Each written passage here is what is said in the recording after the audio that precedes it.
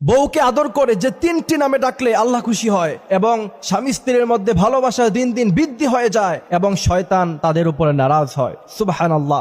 বউকে আদর করে এই তিনটি নামে সবসময় ডাকবেন। আল্লাহ রাসূল সাল্লাল্লাহু আলাইহি ওয়াসাল্লাম আম্মা জানা আয়েশা রাদিয়াল্লাহু তাআলা আনহাকে এই তিনটি নামে তিনি কিন্তু ডাকতেন। আমার ভাইরা, আজকে বিয়ে হওয়ার পরে মডার্ন যুগ, স্ত্রীকে জান বলে ডাকে, তারপর আর কি যেন বেবি বলে ডাকে, অথচ আল্লাহ রাসূল সাল্লাল্লাহু আলাইহি ওয়াসাল্লাম একজন স্বামী হিসাবে ছিলেন সবচাইতে ভালো স্বামী। আম্মা জান আয়েশা রাদিয়াল্লাহু তাআলা আনহা বলতেন, আল্লাহ রাসূল সাল্লাল্লাহু আলাইহি ওয়াসাল্লাম আমাদেরকে যে ভালোবাসা, যে মহব্বত দিয়েছেন, পৃথিবীর কোন স্বামী তার স্ত্রীকে এত বেশি ভালোবাসতে পারে বলে আমার কাছে মনে হয় না। আম্মা জান আয়েশা রাদিয়াল্লাহু তাআলা আনহা বলছেন, আল্লাহ রাসূল সাল্লাল্লাহু আলাইহি ওয়াসাল্লাম আমাকে প্রথমে ডাকতেন হুমায়রা বলে। হুমায়রা শব্দের অর্থ হচ্ছে লাল ধরনের একটা দামি পাখি। দ্বিতীয় নম্বরে আপনি চাইলে আপনার স্ত্রীকে তার বাবার নাম ধরে ইবনাতুন শব্দ লাগিয়ে আপনি আপনার স্ত্রীকে ডাকতে পারেন। তৃতীয় নম্বরে আল্লাহ